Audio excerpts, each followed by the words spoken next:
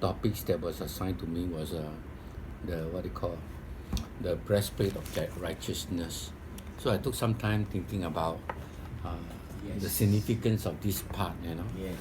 So we know the breastplate cover the most important part of the body also, and it's the biggest part. It doesn't think that when those days when they go to war, they had to face with swords and knives and arrows and spears and things like that. So the best target is the body. And we know that this part of the body contains some very important or vital organs. So if any organs that have been injured, probably it will somehow make the soldier become ineffective in his, in the warfare and so on. That's why I began to meditate upon this area, and of course, some time ago I've heard this have been said many years ago about, the expression that the Jewish use, and I to think back about those expressions we Chinese also use, especially. I think all the dialect groups. I'm not too sure about Indian because I don't know the Indian words and so on. But we realize that in the Eastern culture, in the especially Jewish culture, when Jesus taught and so on, he likes to use this word found in there. So we read this verse, just one verse, because the whole passage there actually deal with a very important subject about, as believers, how we are to live together, how to be a blessing to others and so on. But I just want to emphasize on one verse found in chapter 3, verse 12 of Colossians. And maybe Brother Ross would like to read for us. For sure. Pastor, I read from NIV. NIV. And someone got a King James version, maybe also can choose also. Yeah, it's okay. Therefore, as God's chosen people, holy and dearly loved, clothe yourselves with compassion, kindness, humility, gentleness, and patience. That's NIV, isn't it? That's NIV. Yeah, So okay, let's do King James. King James. Put on, therefore, as the elect of God, holy and beloved, bowels of mercies, kindness, humbleness of mind, meekness, long-suffering. Okay, the attention that I like to draw all of us to is the word bowels. In King James Version, bowels of mercies, then compassion, bowel of mercy, kindness, humbleness of mind, meekness, long-suffering. Yes. Now, bowels of mercy. When you look in the Bible, many times the writers like Paul, even Jesus, you say, for the Western people, you say, we think with our head, right? But in Jesus' time, you say, as a man thinketh in his heart. The organ part, as a man think. And so, bowels is what we call the tummy area, the area we call the bowels of mercy. And you realize that these terms are used by like Hokkien, say, ki teng ki to. Have you heard the words before? Yeah, ki teng ki to. Ki teng ki to. My mom used to say that. You don't know, ki teng ki to. That means you make, I'm very angry, frustrated. Okay. Someone is Interesting. Churning the intestine, ki teng ki to. Ki teng ki Ki teng ki to lah. Intestine and To. the bowels. Bowels ki teng ki to. Ki teng ki to. Ki to lah, mana Hokkien je to lah, to. Bắt to lah, bắt to. Ki teng ki to. Ki teng ki to.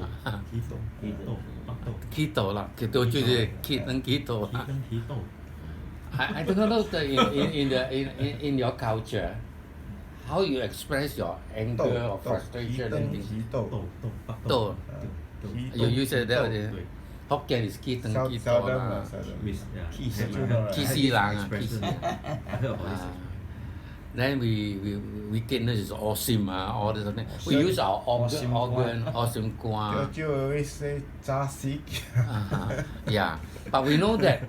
But the description sometimes they use the internal organ as a expression of, of their feeling.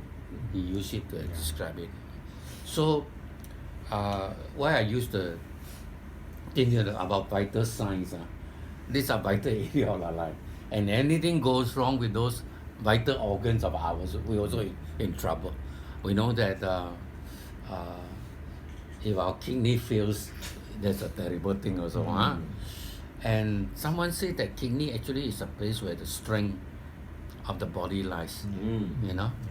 So that's why the Chinese, when they want to fight, they do kung fu, they also tie their waist here, and you know that part is the inner strength, we call it, the inner strength of us. You know, when you fight, the qi gong, everything is all from this area here. So I was thinking about, you know, in a way the Bible often use the organs in our body to express actually very deep emotional feeling. You know, so we always think of our head, but actually this is the area about the way we feel. The deep feeling comes from inside. And sometimes it's true in the sense that when you worry and so on, you lose your appetite. Maybe some people eat more. I know some people who are depressed, they eat more. Yeah, like me. I eat more. Me too. You too, when Because depressed. you can't Pressure, think. Pressure. Because you're not lose the rhythm. Correct. Yeah. Before the Yeah. But we know that we hear our expression that your intestine all tied into knots, or sometimes you are tense and so on. These are the part that express our deep feeling. And so this we'll try to concentrate our using that as an illustration about us as Christian. And we know that in verse 12 here talks about the 5 very important yes. aspect, or I will call it the 5 organs in our body. Now different translation try to try to interpret the words into English, and we know that sometimes it seems like they're interchangeable. Like King James just now we read, he said bowels of mercies. NIV put it as what? NIV. Put it as Both compassion. Isn't it? Compassion, yeah. Compassion. Compassion. But King James put it as bowels of mercies. And translator put it as compassion. So we just keep the word compassion or bowels of mercy in mind. Then second one is what? Kindness, isn't it? King James is kindness. And NIV also kindness. and okay, kindness. So this one they agree on the same usage of the word in Greek. And then the third one is what? Humbleness in Of King mind, James and humility in NIV. And NIV is just humility. Then we have the next one, meekness, Self-control. and Gentleness. the what called NIV is gentleness. Then the third one, the last one is Patience. long sufferings. They put as patience. Now sometimes the translators trying to translate from Greek to English, they may use different things and so on. And we know that sometimes Greek words are also very difficult to translate out into another language because there are so many shades of meaning and so forth. I think most of us understand it. So, but my emphasis this morning to all of us is because we have to guard this area. These are the expression of the deep emotion, the very guts in our, I think, is inside now. That out of the belly, Jesus Christ say what? Shall flows living water. So it's right here, from there, out of the belly. So the expressions about our bowels or bellies, all this describe how we feel, the deep feeling of our heart. And of course, the first thing that we like to notice is that it says we are God chosen people, holy and dearly beloved. That suggests to us that he's speaking to all of us who have come to know Jesus Christ. And now we are called to be witnesses of Christ in this world. And to be witnesses is not just go around telling people about Jesus, preaching which is necessary, which is important. But I believe along with preaching and witnessing around, one of the most important aspect about witnessing is our lifestyle. People not only look at your word that they hear, but how you act out your word in your daily life, right? So here, Paul, who have written this exhortation, tells us that, especially to all of us who call ourselves being chosen, we know how privileged we are all chosen. Not only chosen, we are set apart to be holy, different, distinct, and that we are loved by God. All these areas that have been described for us. Of course, people pay a lot of attention to us, whether you think they do or not, but actually they do. Huh?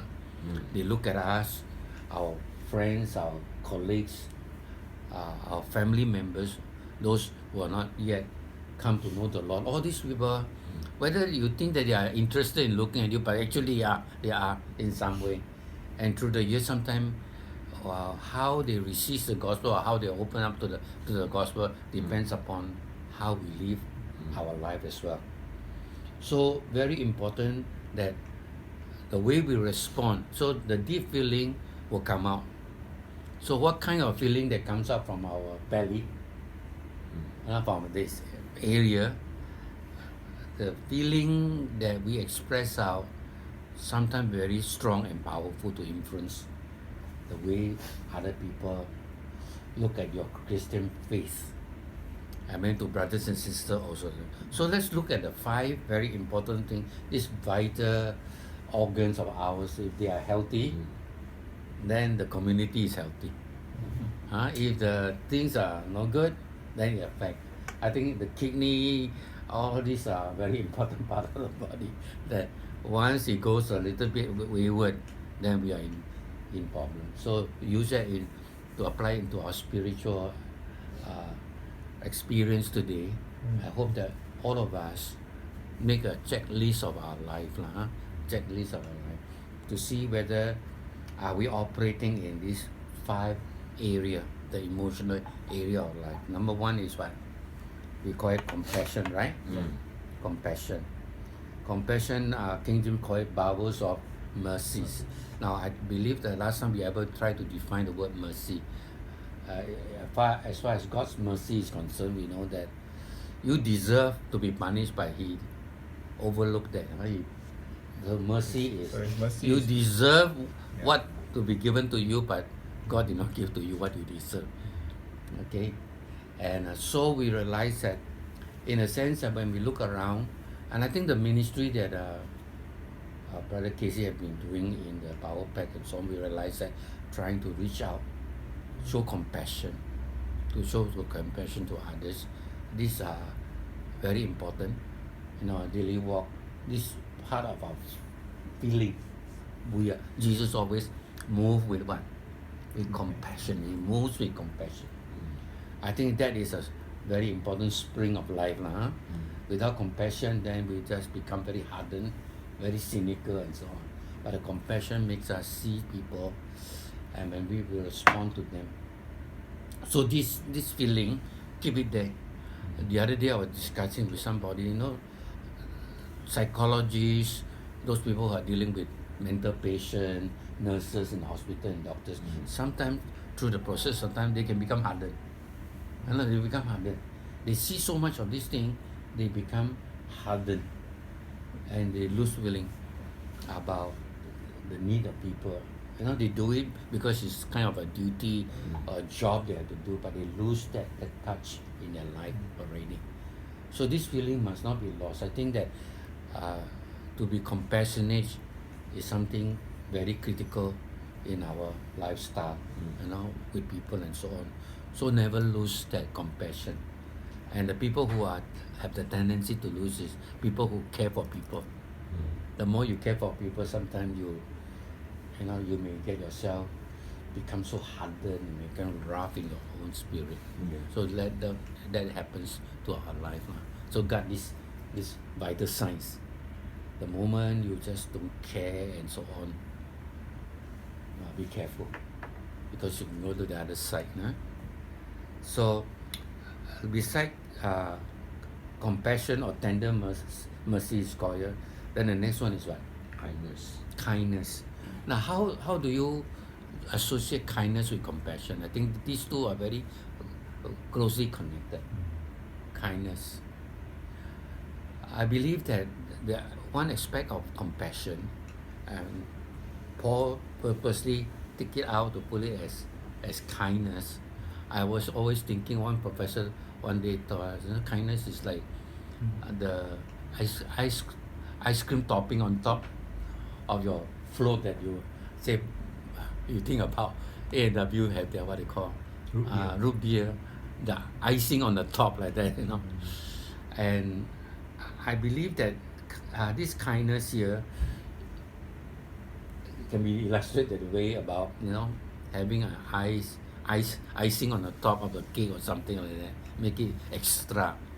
But I'm thinking about one very important aspect about kindness. Remember the story about Jesus? The lepers came and he said, Lord, if thou wilt, thou can make me whole. Remember that? I think it's found in I think it's in Luke, is it? Luke, Matthew chapter 8. Let's read this because Richie, it just give me a very good warm feeling. Matthew 8, 1 to 3. Someone like to read for us? Okay, I read from Okay. 9. Matthew. When Jesus came down from the mountainside, large crowds followed him. A man with leprosy came and knelt before him and said, Lord, if you are willing, you can make me clean. Okay. Jesus reached out his hand and touched the man. I am willing, he said. Be clean. Immediately he was cleansed of his leprosy. Amen. Amen. I think that, you see how Jesus respond to this leper. I believe that the leper have faced a lot of rejections and persecution because lepers in those times are supposed to be incurable. And so they are segregated from the normal people. They have to stay outside, they cannot mix with people. And if they travel anywhere, they have to shout, unclean, unclean, so people can avoid having kind of a meeting, So you can think that this man came to Jesus. He must be approaching with a lot of fear and trembling. Will Jesus accept him? Will people stone him over Jesus? And at that time, we know that nobody dared to touch a leper, in the sense that a normal person would never touch a leper. And here Jesus showed that kind of not only compassion, Jesus would say, okay, be healed. But what Jesus did was very, very good. You say, what did Jesus do? Jesus reached out his hand and touched the man. I am willing, he said. Be clean. Immediately he was cleansed of his sickness. Yeah, I think that he reached out his hand to touch him. That's the extra kindness, right? It shows something that Jesus go beyond just showing pity, but the compassion is so strong that he reached out with kindness, receiving and touching this leper. And I think that sometimes we need to have that kind of touch, especially when you see old people around and so on. When you just even sometimes you hug them, makes a lot of world of difference to them. Because I think in the world today, people leave you to yourself. Maybe we take it as respect and so on, but sometimes a gentle touch can make a world of difference, especially to a child and so on. So I believe that is kind of a kindness, something that you do. There's an extra icing like that, makes a world of difference. And if all of us, we one another and be people, right? It's like walking the extra mile. You do good already, but you do it more than just good. And I think that I have experience of people showing that kind of kindness. When you are lost, you want to find direction. That person not only just point here, Bring you. but they bring you along. They really take you along. That is walking extra mile with you. Telling you is stop, and you stop the person and the person point you in the direction and talk to you a little while. That is already very kind already. But to say never mind, I take you along or show you. Sometimes you even drive the car to take you there. That is what kindness. Mm. So I pray that we all will be, that kind sensitive enough to do that. Not just give something and then you go off. But that is the extra mile that you take. Okay, so there's another organ that you need to take care of. For Testament. Then look at the third one now. Now the third one also, one of the words are very hard to translate. What does King James say and what does NIV say? King James, humbleness. Humbleness, NIV is humility. humility. But I look at one guy, he purposely translates lowliness. Mm. Lowliness. Okay. Let's keep the word lowliness in mind. I think because Greek, we realize that sometimes there's the meaning is so rich and so on. Sometimes one word not enough to describe it. So the different translators, you have one called humility. The other one is what? That's not Humbleness. Humbleness Of mind, actually. Humbleness of mind, correct. Lowliness. How do we extract? You know that Jesus in Matthew chapter 11:20 he said, "Come unto me, those who are weary, and my yoke is easy." And if we want to describe, I'm meek and lowly. Meek and lowly. Now, I just use the word lowliness. What does it mean by that? Lowliness means the idea is that you are actually a person of position, but you're willing to bring yourself down, maybe to the level of that person. Or another way to say that you are the person, although you may have the power, but yet you never use your power to intimidate people, to frighten people and so on. That kind of a thing like that. I remember one time, sometimes when we say supposed to become the leader, we have to watch out. Leadership is not trying to exert yourself. I'm somebody, that kind of attitude. I remember one incident that I had to quickly pull myself to realize that person is right. I need to accept it. Been the senior pastor for many years in Emmanuel Assembly. One day senior pastor, you got a parking lot there for you and so on. So I drove in, but somehow I was in a hurry, and at the same time try to drive the car all the way, maybe hit the wall or something like that, at that particular spot that I am. So somehow the part of the car still jutting out a little bit, that we have a normal door like this, but jut out, but still can walk. People still can walk through, but it never came to my mind at that point in time to see that, but if a person with wheelchair, maybe have a harder time trying to maneuver too. So I went upstairs, and then the person, I think you know Brother Morgan, Yeah. he's You worked here Indian before? brother, Oh, yeah, you worked here before, he was then helping to take care of the maintenance and things like that, also the car park area. And he came to me, he said, "Pastor, how can you park like that? Wrong parking, which is actually right. So if I were to react, I'm a senior pastor, pull my rank, Key, can you help me? or something like that. So I apologize, I'm sorry, I go down and try to park the car there. So the tendency for us sometimes as leaders, we exert, who do you think you are speaking to me like that? We can do that. I realize that my response should be, I'm wrong. Yes, I correct. didn't park the car into the right position, and though that still people can move around, why you make so much noise about that and so on. But I take it that I'm wrong, so I park it. So lowliness, we think that Jesus did that at the Last Supper, where he washed the feet of the disciples. The master doing that for the disciple. So that is what we call lowliness of mind, we call humbleness of mind. That you don't exert your authority just because you got that position that you exert that way. Of course, I think very important in our army, if the person in authority the people, the soldiers don't respect him, that is problem already, you know. But I think that you have to know the application of being lowly, that you don't put yourself high and mighty in front of people, but turn it into a place where you can serve people with that humility of mind. Okay, you understand? So these are feeling. These are something that from inside us. Okay, then go on to the third one. What is the third one? Talks about Meekness, gentleness, self-control.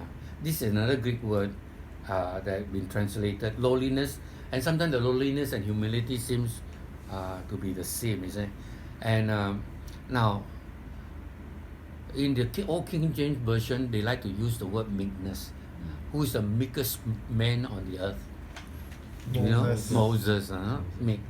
But through the time and today, when you talk about meekness in this present day society, as maybe in America or in England, meekness is now considered to be a coward.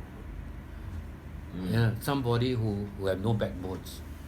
That is the idea that people have today. Because I mean, in the Western culture, exertiveness is the way to go about. You exert yourself. You must fight for your rights and so on. Until to an extent that you don't care about other people's rights. You only care for your own rights. And therefore, this can be very, very, what do you call? How do I put it?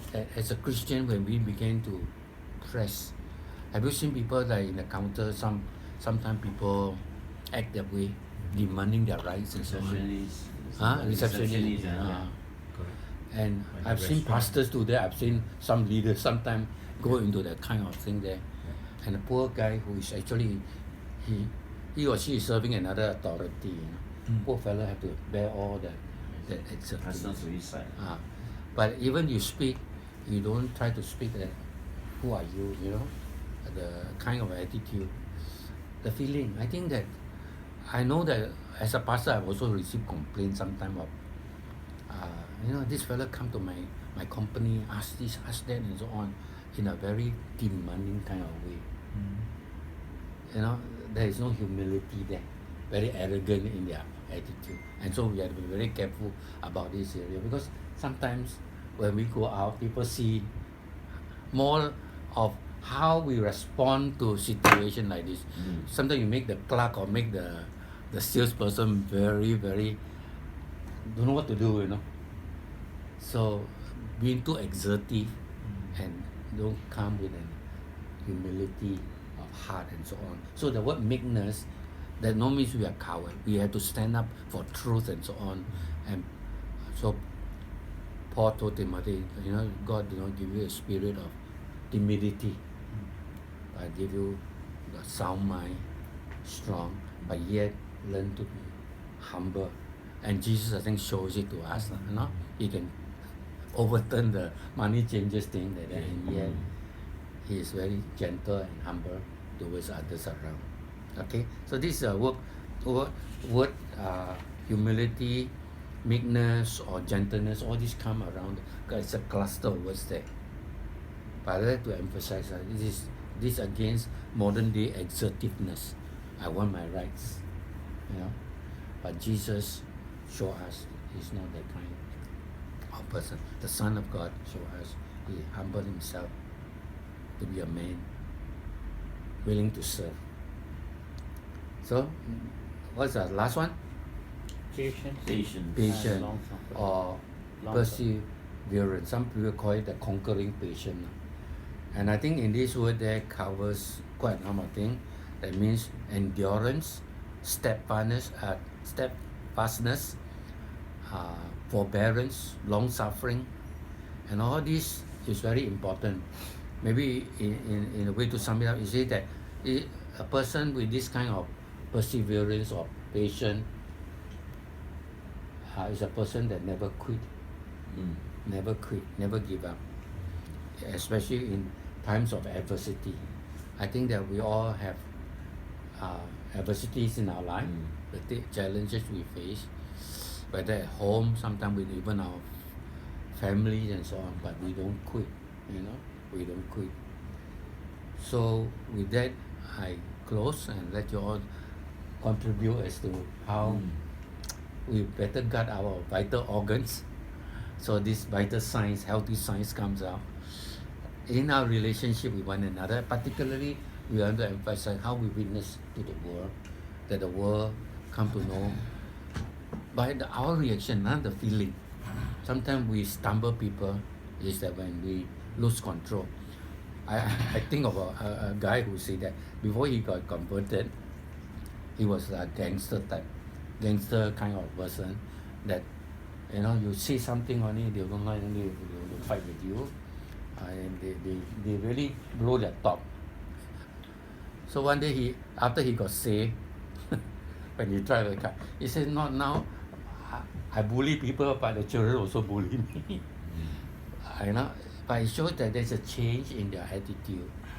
That last time they cannot take any criticism, or you stand a fellow look for a fight with you, that kind of a gangster kind of thing. But the Lord changed it within. And I think that speaks volume to people, and the Lord see that how you react to others around you, the feeling that you express out, people notice it. Amen. Okay, we start with youngest Daniel.